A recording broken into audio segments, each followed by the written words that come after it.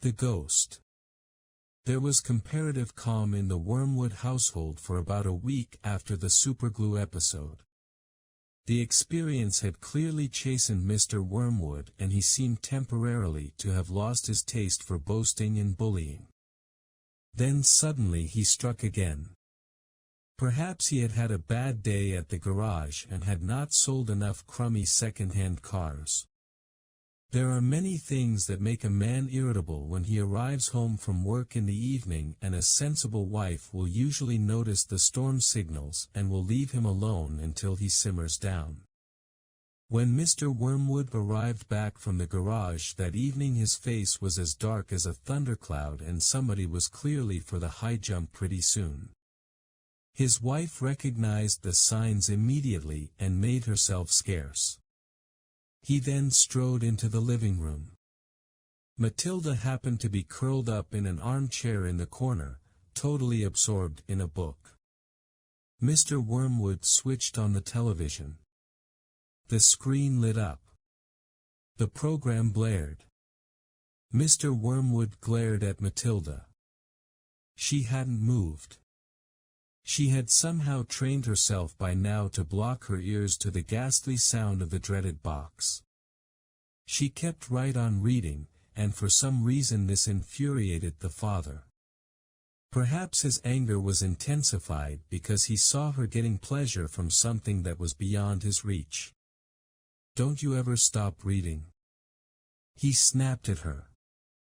"Oh, hello Daddy," she said pleasantly. "Did you have a good day?" "What is this trash?"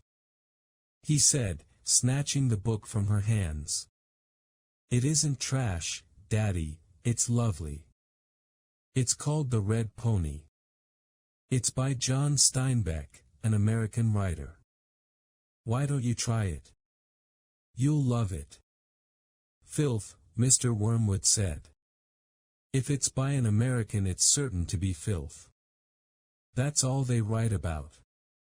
"No Daddy, it's beautiful, honestly it is."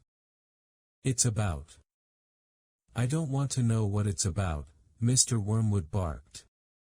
"I'm fed up with your reading anyway. Go and find yourself something useful to do." With frightening suddenness he now began ripping the pages out of the book in handfuls and throwing them in the wastepaper basket. Matilda froze in horror. The father kept going. There seemed little doubt that the man felt some kind of jealousy. "How dare she," he seemed to be saying with each rip of a page, "how dare she enjoy reading books when he couldn't? How dare she? That's a library book." Matilda cried. "It doesn't belong to me. I have to return it to Mrs. Phelps." "Then you'll have to buy another one, won't you?" the father said, still tearing out pages. "You'll have to save your pocket money until there's enough in the kitty to buy a new one for your precious Mrs. Phelps, won't you?" With that he dropped the now empty covers of the book into the basket and marched out of the room, leaving the telly blaring. Most children in Matilda's place would have burst into floods of tears. She didn't do this. She sat there very still and white and thoughtful. She seemed to know that neither crying nor sulking ever got anyone anywhere. The only sensible thing to do when you are attacked is, as Napoleon once said, to counterattack. Matilda's wonderfully subtle mind was already at work devising yet another suitable punishment for the poisonous parent. The plan that was now beginning to hatch in her mind depended, however, upon whether or not Fred's parrot was really as good a talker as Fred made out. Fred was a friend of Matilda's. He was a small boy of 6 who lived just around the corner from her, and for days he had been going on about this great talking parrot his father had given him. So the following afternoon, as soon as Mrs. Wormwood had departed in her car for another session of bingo, Matilda set out for Fred's house to investigate. She knocked on his door and asked if he would be kind enough to show her the famous bird. Fred was delighted and led her up to his bedroom where a truly magnificent blue and yellow parrot sat in a tall cage. "There it is," Fred said. "Its name is Chopper." "Make it talk," Matilda said. "You can't make it talk," Fred said. "You have to be patient. It'll talk when it feels like it." They hung around, waiting. Suddenly the parrot said, "Hello, hello, hello." It was exactly like a human voice. Matilda said, "That's amazing. What else can it say?" "Rattle my bones," the parrot said, giving a wonderful imitation of a spooky voice. "Rattle my bones." "He's always saying that," Fred told her. "What else can he say?" Matilda asked. "That's about it," Fred said. "But it is pretty marvelous, don't you think?" "It's fabulous," Matilda said. "Will you lend him to me just for one night?" "No," Fred said. "Certainly not." "I'll give you all my next week's pocket money," Matilda said. That was different. Fred thought about it for a few seconds. "All right, then," he said, "if you promise to return him tomorrow." Matilda staggered back to her own empty house carrying the tall cage in both hands. There was a large fireplace in the dining room and she now set about wedging the cage up the chimney and out of sight. This wasn't so easy, but she managed it in the end. "Hello, hello, hello." The bird called down to her. "Hello, hello." "Shut up, you nut," Matilda said, and she went out to wash the soot off her hands. That evening while the mother, the father, the brother and Matilda were having supper as usual in the living room in front of the television, a voice came loud and clear from the dining room across the hall. "Hello, hello, hello," it said. "Harry!" cried the mother, turning white. "There's someone in the house." "I heard a voice." "So did I," the brother said. Matilda jumped up and switched off the telly. "Sh," she said. "Listen." They all stopped eating and sat there very tense, listening. "Hello, hello, hello," came the voice again. "There it is," cried the brother. "It's burglars," hissed the mother. "They're in the dining room."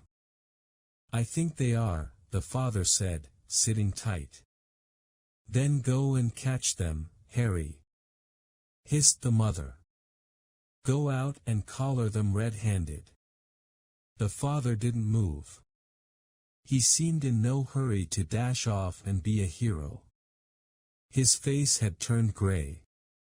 "Get on with it," hissed the mother. "They're probably after the silver." The husband wiped his lips nervously with his napkin. "Why don't we all go and look together?" he said. "Come on, then," the brother said. "Come on, Mom." "They're definitely in the dining room," Matilda whispered. "I'm sure they are."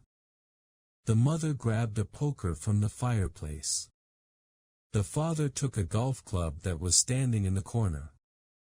The brother seized a table lamp, ripping the plug out of its socket. Matilda took the knife she had been eating with, and all four of them crept towards the dining room door, the father keeping well behind the others. "Hello, hello, hello," came the voice again. "Come on," Matilda cried and she burst into the room, brandishing her knife. "Stick 'em up," she yelled. "We've caught you." The others followed her, waving their weapons. Then they stopped. They stared around the room. There was no one there. "There's no one here," the father said, greatly relieved. "I heard him," Harry," the mother shrieked, still quaking. I distinctly heard his voice. "So did you." "I'm certain I heard him," Matilda cried.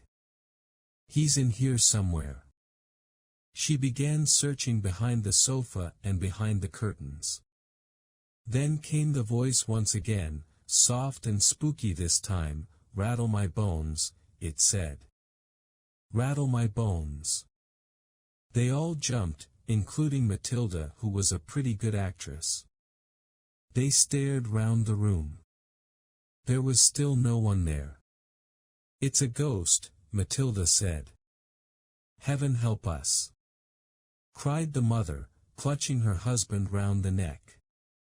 "I know it's a ghost," Matilda said. "I've heard it here before. This room is haunted. I thought you knew that."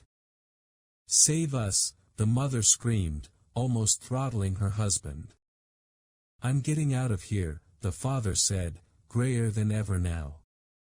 They all fled, slamming the door behind them. The next afternoon, Matilda managed to get a rather sooty and grumpy parrot down from the chimney and out of the house without being seen. She carried it through the back door and ran with it all the way to Fred's house. "Did it behave itself?" Fred asked her.